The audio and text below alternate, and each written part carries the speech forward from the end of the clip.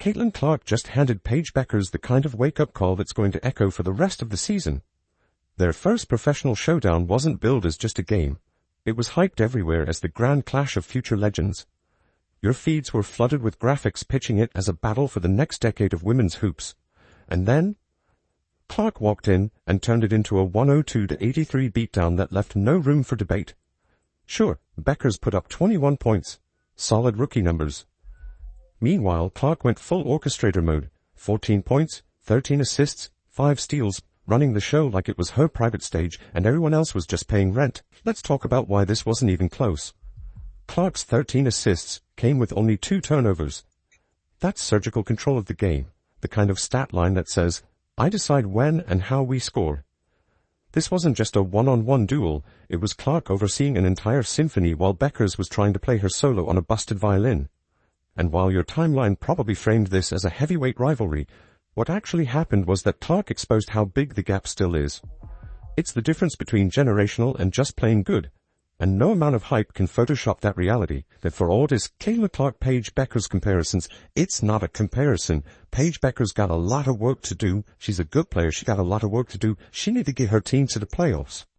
Once she get her team to the playoffs, we can holla. All you Angel Reese fans out there, once she get her team to the playoffs, we can holla. Until Caitlin came in and got the worst team in the league directly to the playoffs, off the bat, started out 1-8, went to the playoffs, man. But here's what the league would love for you to overlook. The cameras caught a blowout. What they didn't catch was the mental dismantling Clark performed. Every steal was a statement. Every slick dime was a dagger. She didn't just run up the score. She shattered Dallas's belief they could hang with Indiana. And still, in her second season, Clark is the one rewriting the record books while Paige is trying to figure out how to slow her down. The first half alone told the story. Indiana poured in 64 points, a new franchise record. That's not just running up a scoreboard. That's Clark sending a very direct memo to every vet who spent last season trying to humble her. Message received. Let's look at these numbers, man. Caitlin Clark, 14 points, 13 assists. Bruh, I scored in the game. Bruh. Like, come on, man. Just magnificent passing. Only 2 turnovers. She's only had 4 turnovers total in the last 2 games. Really think about that. 24 assists to 4 turnovers in the last 2 games. Okay. And yet here's the funny part. The media keeps trying to invent a rivalry. They've been spinning this Clark versus Bueckers narrative for months, pushing the idea that Paige is some kryptonite to Caitlin's dominance. Then reality hit. Clark dismantled that storyline over 40 minutes and left it smoking at center court. Caitlin Clark, I'm not joking when I say this, Caitlin Clark is Demon Caitlin's back. Caitlin swats J.J. Quinterly, watches here. She swats Quinterly, she screams in Quinterly's face, she then gets the ball, looks straight up, and throws an inch-perfect pass to Sophie Cunningham for a layup. If she shows a pass 2 inches lower, it's stolen. 2 inches lower and that pass is stolen. Like, that is something that no other player in this league can do. Let's get to what really matters. Efficiency. 13 assists and just 2 turnovers doesn't just mean Clark found open players. It means she created openings that didn't exist before. That's the entire difference between a star and a transcendent force. The media won't dive deep into that because it kills the "is Bueckers better" debate before it even starts. Think back to how Clark opened her 2025 campaign. First game out, a casual triple-double against Chicago. 20 points, 10 boards, 10 assists, with 4 blocks and 2 steals in a 93-58 thrashing. While everyone else was still working off the off-season rust, Clark was 3 steps ahead, making established vets look like they were moving in slow motion. This isn't just another good young player. This is a once-in-a-generation engine driving the entire league forward. Statistically, it's jaw-dropping. Last year, she averaged 19.2 points and 8.4 assists in a rookie season that already made historians reach for their notepads. Now she's elevating that in year 2, piling more pressure on vets who suddenly realize the league's future is already here, and it's wearing number 22. And yet beyond the stats, it's the psychological impact that's seismic. You're watching veterans who've spent over a decade grinding in this league now trying to keep pace with a 23-year-old who's treating their milestones like warm-ups. That does things to a locker room. It stirs envy, respect, denial, sometimes all at once. The Indiana Fever beat the Dallas Wings 102-83. The game was enclosed past the first quarter. We're up by 1 in the first quarter, and that second quarter, we destroy the Dallas Wings in that second quarter. That second quarter, oh man, absolutely bombing away. That second quarter, Aaliyah Boston 7 points, Natasha Howard 10 points, Caitlin Clark 5 assists in a second quarter. When her assist numbers are high in a quarter, you know they're playing Caitlin Clark style basketball. But here's where it gets downright embarrassing for the league. Instead of celebrating the obvious, that they have the most marketable athlete in the sport's history, they spent Clark's rookie year trying to humble her. Remember all the petty headlines, the salty vet comments, the refs letting her get knocked around with barely a whistle? They didn't just fail to roll out the red carpet, they nearly pulled it out from under her feet.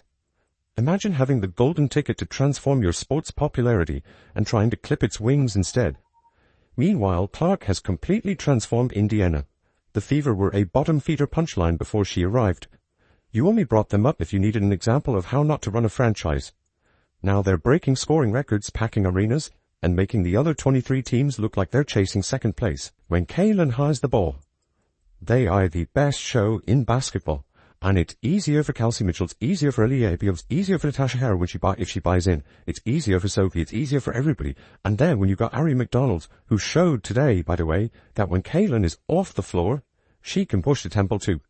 That is exactly what we've wanted. Caitlin Clark running the offense, being the innovator of offense, the distributor of offense for the Indiana Fever. This is exactly what we mean. Right here. Just look at how her teammates feed off her. Against Dallas, Kelsey Mitchell dropped 20 on 67% shooting. Natasha Howard poured in 18 with 2 steals. The whole roster played like they were on house money, brimming with confidence. That's not luck. That's what happens when you've got a superstar point guard who changes the gravity of the game. Everyone eats because she's running the kitchen. The assist numbers should have been on every sports sticker. 29 team assists, just one shy of Indiana's all-time record. And Clark directly created nearly half of those. It's not just about scoring, it's about making everyone else better. That's why teammates love playing with her. That's why the Fever suddenly look like they've skipped 5 years of rebuilding. And that's what separates Clark from a talented player like Bueckers. Paige might put up her points, but Clark makes the entire system hum. She elevates role players into threats. She gives good players the belief they're stars. That ripple effect is why Indiana looks like a team nobody wants to face come playoff time. Caitlin Clark is now has the 5th most double-doubles with points and assists in WNBA history. All right, now to put that into some context, she's played 1 year plus into the season, and she's missed 10 games. Think about that for a moment. What's truly outrageous about how Caitlin Clark was treated during her rookie season is how completely backward it was given the WNBA's desperate craving for stars. This is a league that spent decades fighting for mainstream visibility, for casual fans to tune in, for networks to even consider prioritizing their broadcasts. Then here comes Caitlin Clark, the living embodiment of everything they claim to want, a player who can single-handedly flip that narrative, put eyeballs on screens, sell out buildings, and move jersey sales like no one before her. And how did they react? Instead of rolling out the red carpet, they practically tried to trip her on it. They let petty envy and insecure veterans nearly smother the best thing that ever happened to them. Because make no mistake, the financial ripple effect of Clark's mere presence is undeniable. Games involving the Fever instantly became appointment television. Road arenas that hadn't cracked half capacity in years suddenly sold out weeks in advance. Every market she visits becomes an economic event, driving restaurant reservations, hotel bookings, and local media frenzies. And the TV numbers, it's almost embarrassing for the rest of the league. Compare broadcasts when Clark plays to when she doesn't. It paints a stark, uncomfortable truth. Caitlin Clark is the growth engine of the WNBA, period. Then add what she did on defense in that blowout against Dallas. 5 steals in a single game isn't some lucky box score filler. That's the calling card of a player who sees the floor 3 steps ahead, who lives inside the opponent's playbook, anticipating exactly where the next pass or cut will be. Clark didn't just dismantle Dallas with offense, she dismantled them psychologically by tearing apart their schemes before they could even get rolling.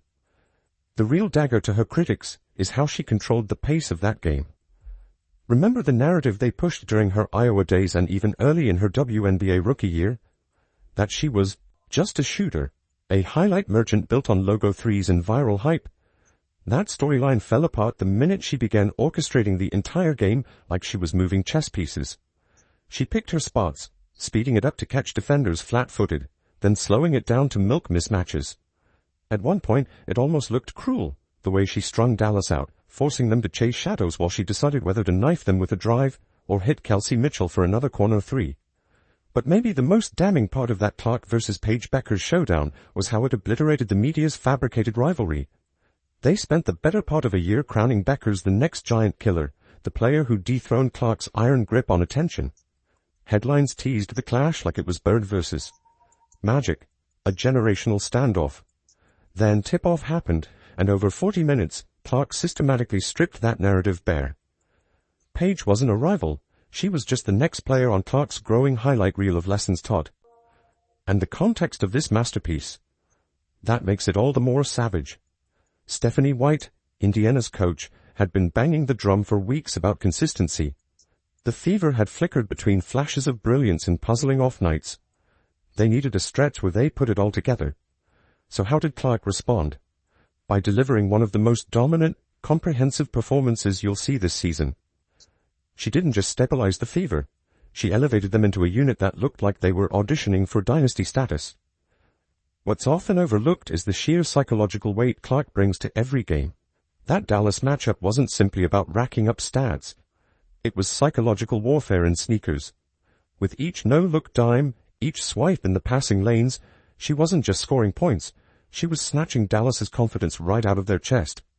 By the second half, you could see it on their faces. That hollow look that says, how exactly are we supposed to stop this? Even Clark's shooting struggles that night, 4 of 12 from the field, 2 of 7 from deep, paradoxically prove her greatness. Because who else completely dominates a game when their jumper is off? That's superstar territory, dictating outcomes purely through passing genius, floor space and gravity, and defensive torment. She didn't need to be hot to humiliate them. Watching how the Fever's offense flowed through Clark provided a free clinic in how modern basketball should be played. This wasn't just about padding assist totals.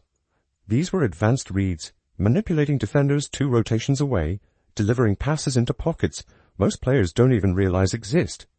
Dallas often looked like they were chasing ghosts. It was the difference between a system that lives or dies on isolations and one that hums through collective IQ, powered by a point guard who elevates everyone's mental game. And that's exactly what's now reshaping how every team in the WNBA preps for Indiana. Clark has become a one-woman scouting report nightmare. Opponents have to tilt entire defensive schemes to her range, her vision, her manipulation. She bends defensive spacing so dramatically that it unlocks clean looks for role players who wouldn't sniff them otherwise. She's not just a star scorer, she's a strategic contagion who infects the entire game plan. The timing couldn't have been more poetic for the WNBA. Just as critics wondered if the league could ever find a marketable icon to bridge casuals with diehards, Clark burst onto the scene, bringing more crossover mainstream relevance than any player before. So what did many inside the ecosystem do? They tried to humble her. It's laughable in retrospect. Clark has carried herself through this with a poise most 10-year vets don't possess. Against Dallas, she didn't just get a win. She authored a public service announcement about exactly who owns this era. And what was truly revealing? How Clark's teammates responded. Kelsey Mitchell cooked with 20 points on a hyper-efficient 67% shooting. Natasha Howard was all over the place, dropping 18 and pestering passing lanes. Role players looked emboldened, playing looser, cutting harder, shooting with zero hesitation. That's the effect of having a transcendent conductor at point guard. She makes you believe your ceiling is higher than it ever was. 29 team assists, nearly half of them from Clark, should have been the lead on every highlight show. Instead, some outlets tried to salvage the Bueckers angle, harping on her respectable 21 points. They missed the story entirely. Bueckers looked like a promising young pro. Clark looked like she was already sketching out her Hall of Fame bust. The ripple effect of games like this is massive. Other players are now forced to level up. Entire franchises realize they can't just keep trotting out the same lineups and expect to keep pace. They'll have to retool, rethink, maybe even rethink how they draft. Because Clark isn't waiting for the league to catch up. Meanwhile, the historical pace she's setting will force statisticians to reorganize record books. Her combined scoring, facilitating, and defensive impact, all while drawing the kind of nightly contact that would send most stars crying for load management, is forging a new template. And the fact she's doing it in her early 20s is borderline absurd. Beyond the court, Clark's dominance resonates culturally. She's not just the face of a franchise, she's becoming a broader symbol of rising above bitterness and short-sighted critics. Young girls watching don't just see a flashy score, they see composure, resilience, and the pure joy of competing at the highest level even when everyone's gunning for you. That's bigger than basketball, which makes the WNBA's initial mishandling of Clark even more baffling. They nearly sabotaged their own golden goose by leaning into petty narratives instead of safeguarding the superstar who was literally raising their financial floor. The short-term ego trips could have cost them the long-term boom. Lucky for them, Clark's too good to let bitterness slow her down. What we're seeing now feels like the blueprint of a dynasty. Indiana's front office is all in on maximizing Clark's brilliance. The way this roster is evolving around her hints that we're not looking at a nice little playoff story. We're watching the formative stages of what could be the WNBA's next great power. Teams won't just be chasing the fever, they'll be chasing a historic standard. Because ultimately, that 102-83 thumping of Dallas wasn't about Caitlin Clark versus Paige Bueckers. It was about the unavoidable truth. Clark is building something bigger than rivalries. She's crafting the legacy by which all future players will be judged. The assists, the steals, the orchestration of teammates. That's how dynasties start. So if you're hyped to keep watching Clark redefine the ceiling of what's possible, drop a fever forever in the comments.